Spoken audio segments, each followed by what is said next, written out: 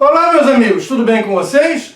Hoje nós vamos falar sobre um importante tema, a escolástica medieval, também conhecida como a ortodoxia reformada, ou ainda pelo nome de teologia protestante escolástica. Aqui no canal nós já temos uma playlist com mais de 50 vídeos sobre filosofia medieval, onde eu explico o que é escolástica e os principais nomes da escolástica católica apostólica romana.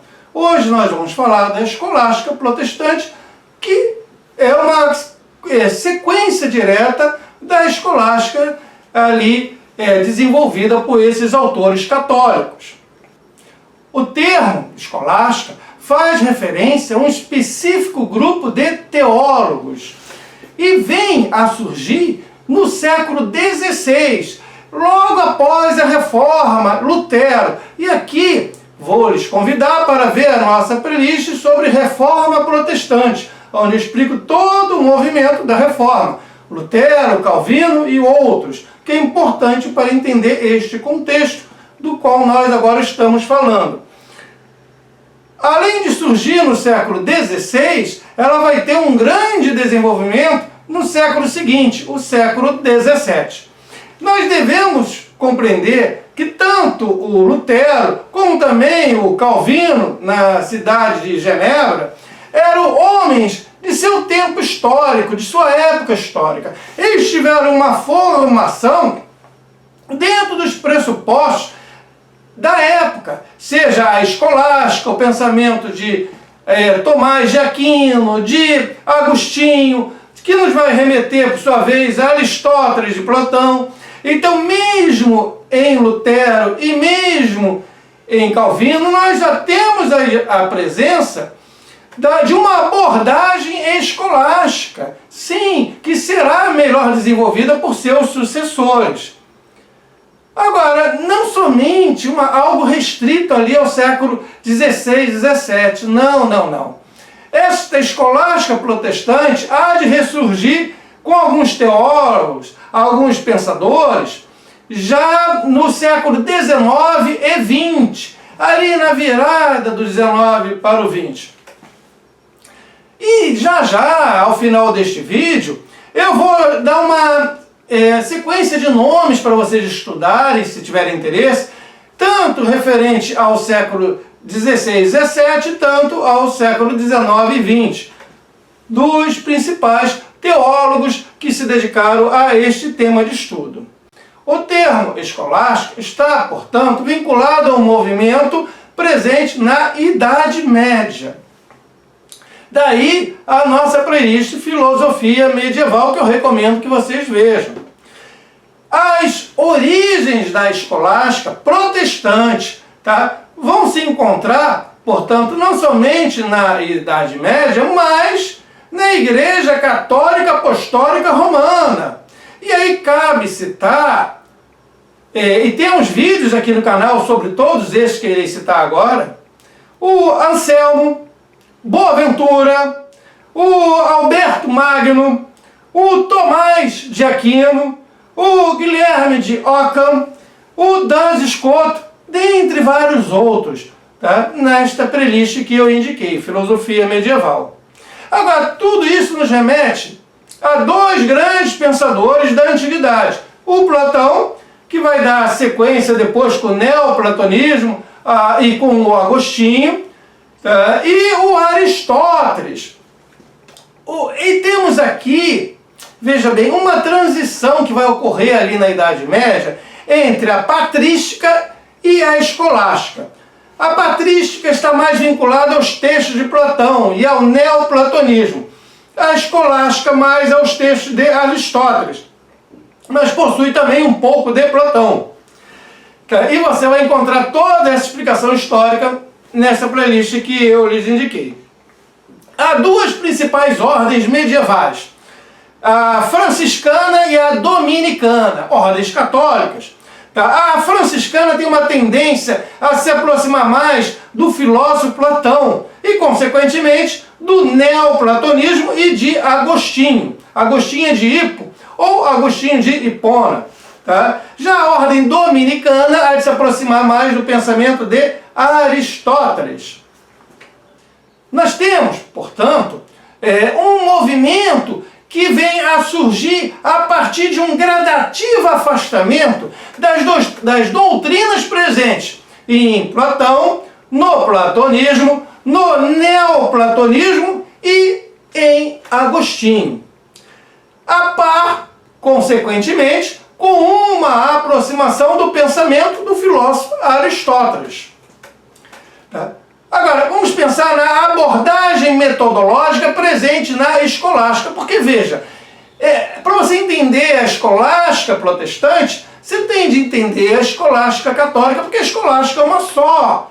Tá? Vai haver, sim, um elo de ruptura, mas da mesma forma que no cristianismo. Você tem o cristianismo católico e o protestante. Mas, veja, tanto na Reforma, tanto antes, o cristianismo é o cristianismo. Da mesma forma que aqui, a escolástica, sei lá, a escolástica. Então vamos ver a abordagem metodológica da escolástica, seja católica ou a protestante. É um movimento mais sistemático, há uma sistematização, uma organização das ideias que vem lá do Aristóteles. Aliás, essas duas coisas são importantíssimas. É a sistematização e a organização do conhecimento, muito presente em Aristóteles.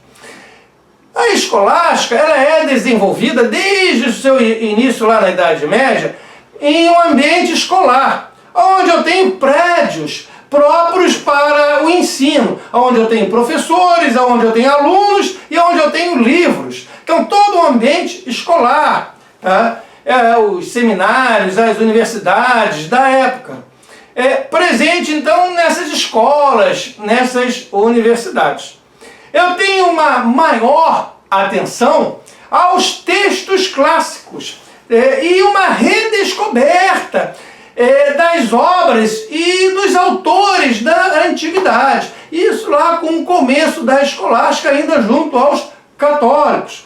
Mas nos protestantes nós vamos ter também um apreço muito grande por essas obras, esses autores clássicos. E veja, eu tenho na escolástica um ambiente mais propício ao estudo. Temas fora da realidade do dia a dia, realidade nossa, cotidiana, são seriamente estudados. Então eu tenho uma maior investigação e também especulação, sim, teológica. Livre, totalmente livre de qualquer necessidade urgente de sobrevivência, que estaria presente ali na cidade, na vila, tá? Ou naquele núcleo religioso, tá? Ou mesmo qualquer aplicação desse estudo, desse conhecimento ao dia a dia, sabe? Não, é completamente fora das questões de sobrevivência. Vamos estudar, vamos obter o conhecimento pelo conhecimento. Gente, você está gostando? Deixa o teu comentário, o vídeo e se inscreva no canal. Eu quero saber a sua opinião. Mas vamos prosseguir, tá? Nós temos na escolástica a aplicação do método filosófico, da lógica de Aristóteles e do uso da razão, sim, gente, a razão, para interpretar as Sagradas Escrituras, a Bíblia. Eu tenho a busca da verdade, tá? Enquanto uma totalidade consistente. E veja, aquilo que eu falei ainda há pouco, quando a gente pensa em escolástica, a gente pensa em Aristóteles. E em ambos, duas coisas são fundamentais: organização, sistematização. Sempre. A escolástica, seja ela católica ou protestante, tem muita organização e muita sistematização de todo o conhecimento, transformando ele num todo coerente. Eu tenho o desenvolvimento de um método próprio de ensino e de aprendizagem. Eu tenho uma busca pela preservação e também pela ampliação do conhecimento. Isso com um destaque para a lógica de Aristóteles, que é a lógica dos silogismos. Nós temos aqui vídeos, vários vídeos específicos sobre Aristóteles, inclusive sobre a lógica que ele desenvolveu, a lógica dos silogismos. Nós temos uma grande importância em relação ao uso da correta terminologia. Sim, eu tenho que ter muito cuidado com os termos que eu uso, tá? Os termos que eu emprego. Eu tenho a necessidade de desenvolver um raciocínio proposicional. O que é isso, minha gente? É falar de sentenças, é falar de afirmações. Uma frase que pode ser verdadeira ou falsa. Eu posso dar um valor a esta frase, um valor a esta sentença, um valor de verdadeiro ou de falso. Então eu vou trabalhar esta lógica proposicional, esta lógica das sentenças. E eu vou dar então um valor a estes silogismos, de verdadeiro ou de falso. E vou priorizar a análise racional, sempre. A análise racional, inclusive a análise racional das crenças e uma explicação racional da fé, dos motivos de fé. A escolástica, ela não é uma doutrina religiosa, não é isto, tá? Por favor. A escolástica é um método, tá? Uma correta metodologia para o estudo dos textos sagrados. Isto sim que é a escolástica. Do mesmo modo que os católicos fizeram antes da Reforma, coube aos pensadores protestantes escolher qual filosofia usar. Gente, isso é vital, de vital importância, porque não há como não usar uma determinada filosofia para expressar o seu pensamento, as suas ideias, a sua doutrina religiosa. Mesmo que, não se tenha consciência de o fazer. Você pode não ter consciência que você está usando uma doutrina filosófica, mas você precisa embasar a sua fé de algum modo. Como é que você vai explicar? Como é que você vai combater os seus inimigos? Como é que você vai argumentar? Nós temos, dentro da escolástica, o reconhecimento da importância de delimitar e também de pôr ao exame as crenças adotadas e também os sistemas. Isso de um modo mais erudito, com o devido rigor filosófico. É uma argumentação racional. Agora, há diferenças sim entre a escolástica católica e a escolástica protestante. Então vamos nos ater à escolástica protestante agora. Nela nós temos um sério compromisso com as bases presentes na Reforma. Nós temos a autoridade única das Escrituras Sagradas, já presente ali em Lutero. Somente pela fé se obtém a justificação do pecador. E presente na escolástica, nós vamos ter também a máxima da Reforma Protestante de somente pela fé, somente pelas Escrituras e somente pela graça de Deus. Então, essas três coisas, somente pela fé, Escrituras e pela graça. Isso vai estar muito presente na escolástica protestante. A escolástica, tanto a católica, tanto a protestante, nos traz o foco na clareza da terminologia que é adotada. Uma apresentação extensiva dos argumentos em prol das doutrinas defendidas por esses pensadores. E buscando a refutação racional dos argumentos contrários a esta doutrina teológica. Então nós temos uma argumentação racional sobre a relação entre, por um lado, a fé, a teologia, e por outro lado, a razão, a filosofia. E como eu falei desde o início desse vídeo, nós temos uma forte influência do filósofo grego da antiguidade, o Aristóteles. E a partir dessa influência do Aristóteles, nós temos a adoção do realismo. Isso tem a ver com os universais. E temos aqui no canal um vídeo onde eu explico a questão dos universais. Quando eu falo sobre realismo, eu estou entendendo que os nossos sentidos, sabe, meu tato, minha audição, meu paladar, minha visão, os nossos sentidos, eles captam o mundo à minha volta, tá? Esse mundo externo a mim mesmo, tal como ele de fato é. Aquilo que eu vejo é aquilo que existe, não é outra coisa. Aquilo que eu ouço, aquilo que eu toco, esse mundo aqui à minha volta, é tal qual eu percebo. Então esse realismo, muito presente, tanto em Aristóteles, tanto na escolástica.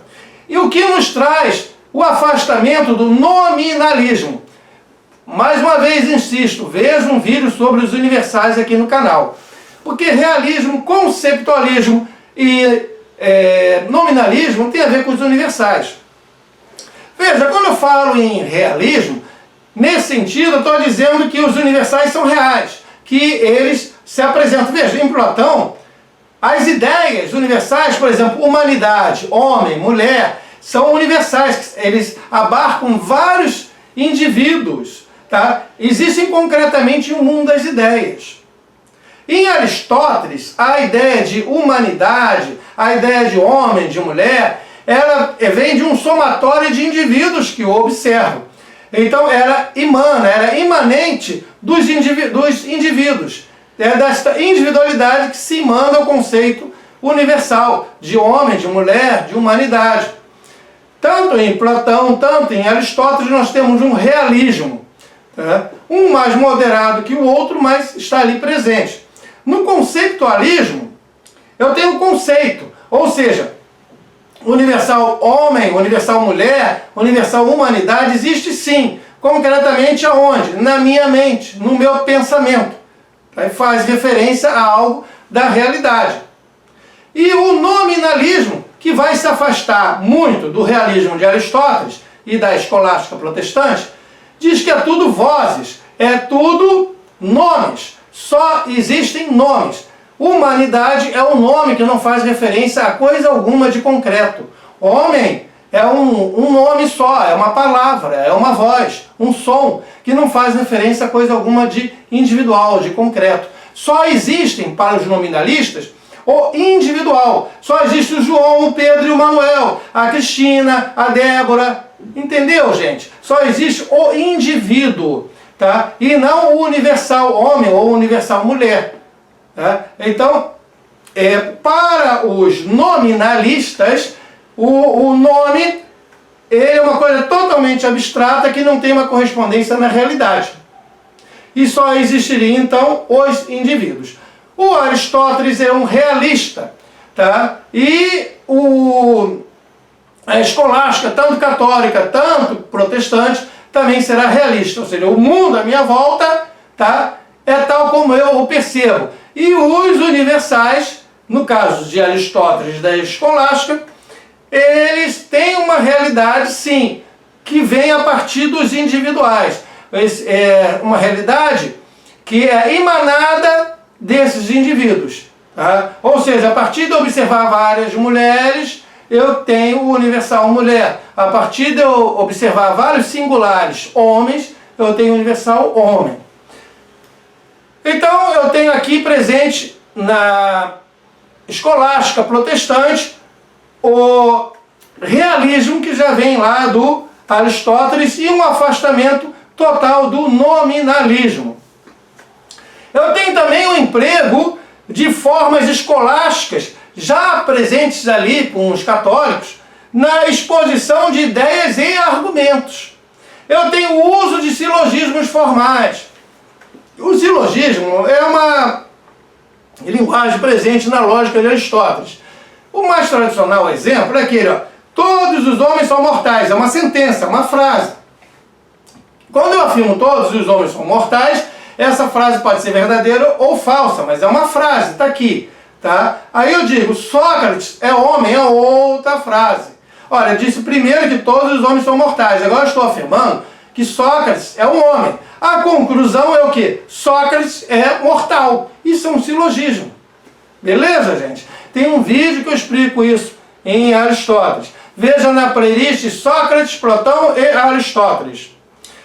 eu tenho também um estreitamento da relação entre a razão e a revelação, tá?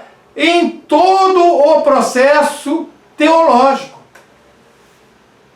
A meta da escolástica protestante, ela se encontra na sistematização. É sistematizar e defender as doutrinas cristãs presentes, claro está, na Reforma Protestante, e por meio do uso da filosofia.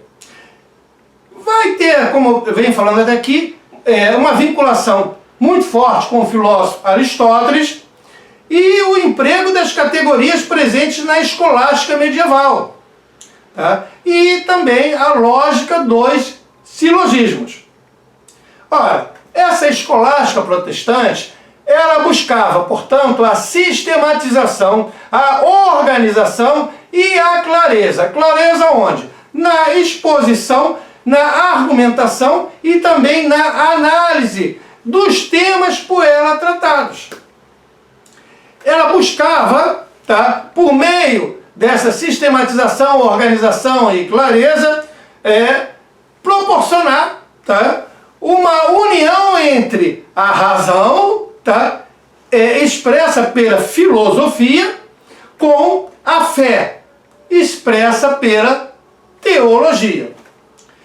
E a essência deste movimento, a escolástica protestante, está em buscar a integração entre o rigor presente ali na filosofia e lógica, em particular de Aristóteles, com as doutrinas teológicas de base na Reforma Protestante. O seu desenvolvimento ocorreu nas universidades e nos seminários também, tá, de toda a Europa protestante. Vou citar agora alguns dos principais teóricos, se vocês quiserem dar prosseguimento ao estudo sobre a escolástica protestante, o que eu recomendo se você tiver interesse. Então, nos séculos XVI e XVII, que é quando ela surge, conjuntamente com a Reforma, nós temos o Girolamo Jank, que nasce em 1516 e vem a falecer no ano de 1590. Trata-se de um importante teólogo da Reforma Protestante, que vem a sofrer influência tanto do humanismo renascentista, como também da escolástica. O Girolamo Zanchi, ele teve de fugir da Itália, ele é um italiano, não? E fugiu por causa das perseguições religiosas, algo muito comum naquela época histórica. E aí ele foi para a Suíça, Genebra e também a Alemanha, o que hoje nós chamamos de Alemanha. E travou contato pessoal, inclusive desenvolveu uma amizade com o Calvino, importante representante da Reforma em Genebra. Isso nos anos de 1552 e 1553. Ele também atuou como professor de teologia em diversas universidades protestantes. Outro pensador de destaque seria o Teodoro de Beza, que nasce em 1519 e vem a falecer em 1605, que é um teólogo protestante de destaque. Ele foi, inclusive, o sucessor do Calvino em Genebra e ajudou, e muito, na disseminação da teologia da Reforma. Ele veio a sistematizar e também a defender as ideias do Calvino, a quem ele sucedeu. E também destaque cabe a Johannes Althusius. Ele nasce em 1557 e vem a falecer em 1638. Ele é teólogo, mas também jurista. E veio a unificar princípios teológicos da Reforma com uma abordagem mais sistemática ao direito e à política. O Johannes defendeu também o princípio federalista para adoção no governo. E cabe também citar o Francis Turretin, que nasce no ano de 1623 e vem a falecer no ano de 1687. Um dos mais significativos representantes da escolástica protestante. O Francis Turretin faz uso da lógica de Aristóteles, objetivando formular e defender pontos da doutrina teológica protestante. Gente, todos esses autores vocês vão encontrar o nome corretíssimo em um texto que eu estou deixando disponível em nossos blogs. Pega lá esse artigo, é gratuito, tem os nomes e eu explico em resumo disso que nós estamos falando aqui no nosso vídeo. Assim, eu falei que a reforma protestante, e trazendo ali na sequência, no século XVI, a escolástica protestante, não ficou restrita, a escolástica protestante, ao século XVI e XVII, mas que ela ressurge também nos séculos XIX e XX. Então aqui cabe citar a Conrad Emil Lindenberg, que nasce no ano de 1852 e vem a falecer no ano de 1930, como também Reverend Franklin Weiner, que vem a nascer em 1851 e a falecer em 1915. Então, dois grandes representantes da escolástica protestante, já no século XIX, virada para o século XX. Gente, eu espero que vocês tenham gostado deste vídeo e estarei aguardando a opinião de vocês sobre esta nossa videoaula sobre escolástica protestante. Tá? Lembre-se, o fundamental é juntar a escolástica protestante ao pensamento medieval, onde temos ali o surgimento da escolástica católica apostólica romana, aos principais pensadores ali católicos da escolástica e mais abaixo a antiguidade clássica com o filósofo Aristóteles. E daí surge o quê? A sistematização, a organização de todo o conhecimento, de todo o pensamento. O uso dos silogismos dentro da lógica de Aristóteles, que são sentenças onde eu dou valor de verdadeiro ou valor de falso. Então é uma tentativa bem sucedida de organizar, sistematizar o conhecimento teológico por meio da filosofia, uma junção entre a fé, a teologia, e a razão, a filosofia. Utilizando a razão, a filosofia, para defender as bases da reforma protestante. Sim, gente, porque você tinha de defender a reforma contra os seus inimigos, católicos, apostólicos, romanos. Você tinha grandes pensadores dentro da Igreja Católica que tinham uma abordagem escolástica e faziam as suas devidas críticas à reforma. Então era uma forma de você defender os pressupostos básicos da reforma protestante por meio da razão, por meio da filosofia, sistematizando e organizando o conhecimento. Gente, tá?